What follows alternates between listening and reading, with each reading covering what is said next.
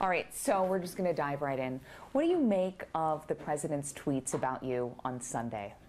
Well, I guess they're a badge of honor. This is not the first time he has tweeted insults. Your first reaction, I think, is it's pretty funny. And then you think, my God, this is the President of the United States. And it's so demeaning to the office. And I think about, the great people that served in that office and the respect they showed for the office. And to think it's come to this, that you have these sort of playground taunts coming from 1600 Pennsylvania. So that part's disturbing. But, far greater consequence, frankly, are the attacks that he makes through Twitter and otherwise on our institutions, on the Justice Department, on the FBI, on the press, really on the federal bench. Anything that displeases him, that's the more profound risk, I think. So you weren't necessarily personally insulted. You were disturbed about the tweets, the fact that he attacked you, he called you a name, little, and he called you a leaking monster. What about the content of the tweets? Leaking monster of no control, which kind of conjured up for me an incontinent Frankenstein. All I can say is my grade school colleagues could have given him a lot better suggestions. With a name like Schiff, there are a lot of better and obvious choices. What about the content of the tweets? The fact that he was insulting you on one end, but he also seems to be pleased that you're acknowledging that the Obama administration maybe didn't go as far as they could have in terms of securing the election. Well, I have said for quite some time that I thought the Obama administration should have acted sooner, called out the Russians sooner, imposed sanctions sooner. This was something that I was urging in real time while this was happening. Senator Feinstein and I, in fact, made the first public attribution that the Russians were behind this. But the president is using this as an excuse for his inaction.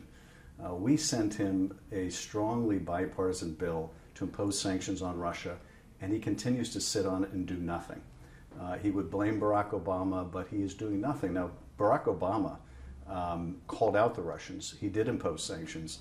This president praises Putin. He denies whether the Russians even were responsible for this. He refuses to impose sanctions. That's inexcusable, and that needs to change if we're going to protect the country going forward, because we know the Russians are not done with us. Indeed, they're interfering in our affairs right now. Russian bots are pushing out divisive messages on the shooting in Florida. So they're continuing to meddle. They're going to meddle again in our next elections. And we need a whole-of-government response to that. So this is actually something my photographer Robert and I were talking about on the way over here. You say that Trump is still not doing anything about the sanctions. You say that Russians are now meddling once again. What can you do? What can our lawmakers do to keep our future elections safe? And are you doing anything right now beyond, of course, this Russia investigation?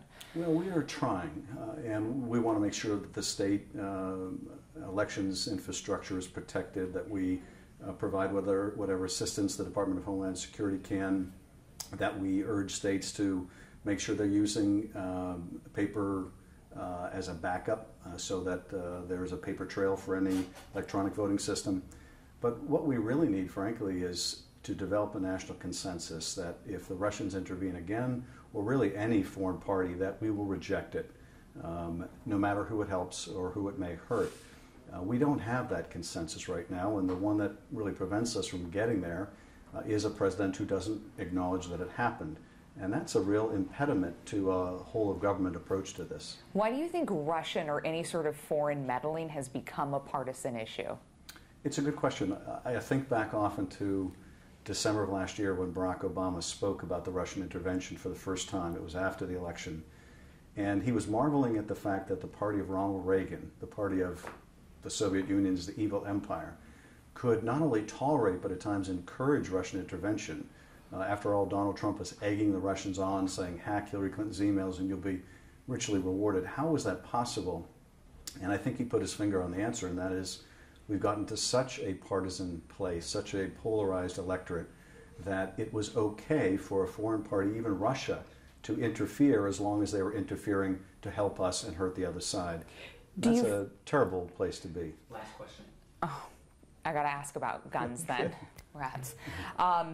All right, today the Florida House rejected a ban on large capacity magazines and assault rifles like the AR-15. California already has some of the strictest gun laws in the country.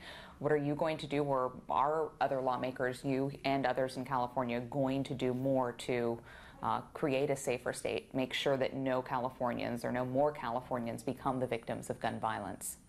Well, I think these young people who are speaking out right now that are survivors of this latest attack are demonstrating extraordinary courage. I wish the members of Congress, many of them had half the courage of these young people.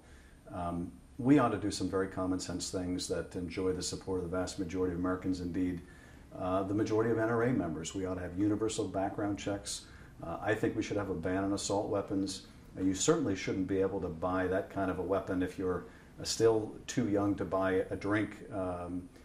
And so there are some very basic things that we can do. We need to obviously improve also the information that law enforcement and gun sellers have about people who are a threat to themselves and a threat to others who have serious mental health problems, because at that intersection of mental illness and ready proximity to high-powered weapons, we see a lot of these really devastating attacks.